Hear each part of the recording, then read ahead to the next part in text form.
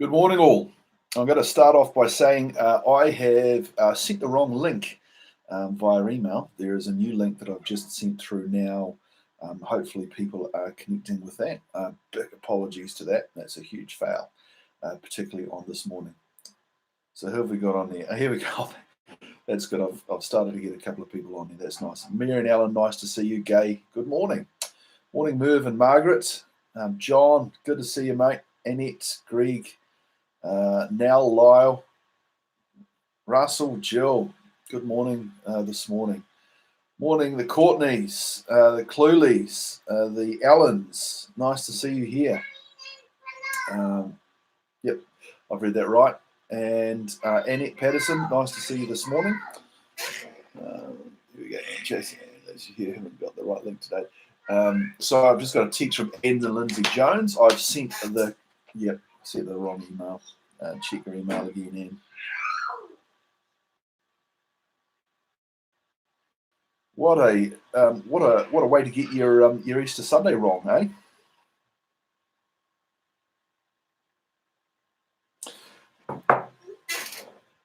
Hi to Donna. Nice to see you there. Christ has risen indeed. He sure has. Just give it another moment or two before I do a reading. John, singing on First Link was great. It was a lovely song, that song. So for those who followed the link and were treated to a beautiful song, that was quite lovely. Again, if the light was a little bit better, you would see me blushing with embarrassment that I got this horribly wrong. But it's nice to see you this morning. The Lord is risen, and hopefully I've given enough people enough time to follow the link, and you're on there. And this is my attempt to both waffle and pause and give time for people to find us. So I'm gonna start off with a reading. It's called "And the Glory."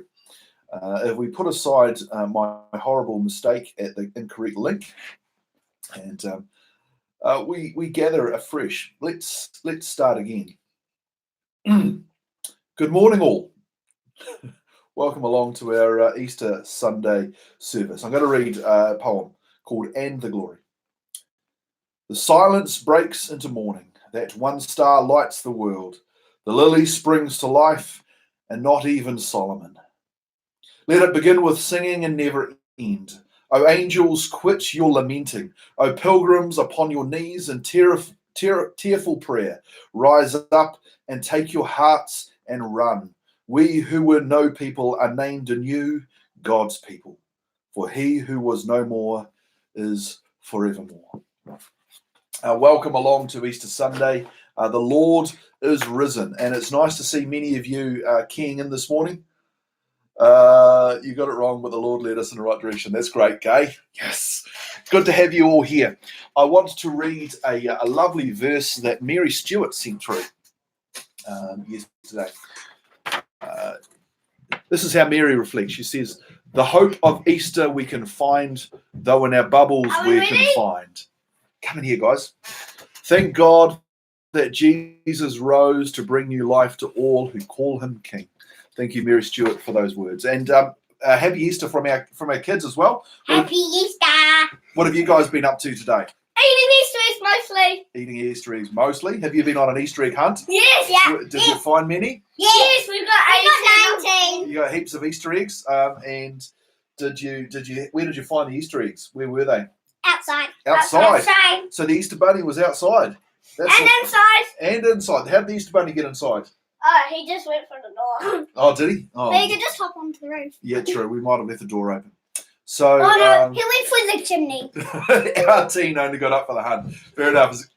Has you gone back to bed again? Hey, well, happy Easter to you all. Thanks, kids. Nice to see you all this morning. I have a very special Easter tradition that I used to have when I was younger. My grandmother used to knit me slippers. Every Easter, she'd send slippers through. And in each slipper, we had an Easter egg. And so every Easter, all us grandkids used to look forward to getting our slippers in the mail. And they were nice woolly slippers. I've worn them for years and they used to have an Easter egg in them. So that was one of my special Easter treats. Right, you guys go. Rush down and see Mum. Why? I'm not done. What have you enjoyed most about this Easter weekend? What has been most special for you as you reflect on not only Lent leading up to Easter, but this Easter weekend? What are the things you might want to make a comment and share some of those things with others if you feel comfortable doing that. In the meantime, I'm going to read. Our reading this morning is from 2 Corinthians 5. Easter is a special time because we recognise the pain and anguish over Good Friday and Easter Saturday. There is new life given to us. And so Paul reflects on this new life that we have in Christ in his second letter to the church in Corinth from verse 14. Forced family time. It is, isn't it? It's great. You love it. You love it. From verse 14. For Christ's love compels us because we are convinced that one died for all and therefore all died. And he died for all, and those who live should no longer live for themselves, but for him who died for them and was raised again. So from now on, we regard no one from a worldly point of view. Though we once regarded Christ in this way, we do so no longer. Therefore, if anyone is in Christ, the new creation has come. The old has gone, the new is here. And all this from God, who reconciled us to himself through Christ and gave us the ministry of reconciliation, that God was reconciling the world to himself in Christ, not counting people's sins against them. And he has committed to us this message of reconciliation. We are therefore Christ's ambassadors, as though Christ were making his appeal through us. We implore you on Christ's behalf, be reconciled to God. God made him who had no sin to be sin for us, so that in him we might become the righteousness of God. As God's co-workers, we urge you not to receive God's grace in vain. For he says, in the time of my favor I heard you, and in the day of salvation I helped you. I tell you, now is the time of God's favor. Now is the day of salvation. This is the word of the Lord. Thanks be to God. And here I want to tell you this right now. You were worth it. You were worth it. And how will you live this life that God has bought for you through his Son? How will you show the world that this is something of incredible value? What ways will you live differently knowing that Christ has done everything possible to draw you to God and to reconcile you to God? How will you live this new life? Jesus rose from the grave after only a day and a half in the tomb. And in this raising from the dead, he has invited us to share in this resurrection, to share in this new life. Now, this is yours by gift. This is yours by grace. To all those who turn to him and follow him and call on him, he has given us the opportunity that we one day will also rise from the grave. We will find that new life and that new hope, just as Christ did.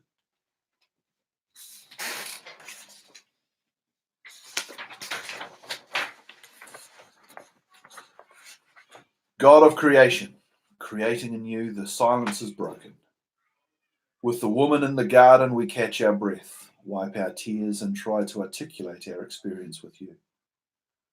What words can describe shadows fleeing from the tomb? How can we tell of the morning the world turned upside down? No mortal words will do. Still we must spread the news. Christ is risen. Our knees are weak from running, our voices tremble on the edge of fearful joy. Our eyes have seen the glory of the Lord loosed upon the world. May every breath we take, every word we utter, everything we do witness to the truth of Christ's resurrection. Amen. We gather today separated to some degree. This is a tough time for some as we feel isolated, but an encouraging time for others as we can connect in this way. As we finish here this morning, I encourage you, if you feel you would like to, there are plenty of church services online that you can connect with that would have times of singing. Some are doing a time of communion. We won't be doing communion together as a church until we gather together. And morning, Brenda. So we will we look forward to that day, and hopefully that day won't be too far away, where we can come together again and share communion. Again, there are some services online. I know Grace Vineyard have a lovely service. I think that might be on Shine TV. I know if you searched for Southwest Baptist Church, they have a lovely reflective service where you can enjoy that celebration together. And I thank you all for your comments. I thank you all for your patience as I got the link horribly wrong. I'll try and do better tomorrow. We will be gathering again tomorrow morning on Monday. Also, we have printed off some readings and reflections which have gone out with the newsletter. These are to go to people who don't have access to the internet. And so if you know someone in the church who could do with these reflections with the newsletter, feel free to pick some up from Donna's letterbox. If anyone still needs a newsletter or these reflections, go see Donna or send Donna a message and she will let you know how you can pick some of these up and deliver them to those who don't have internet access.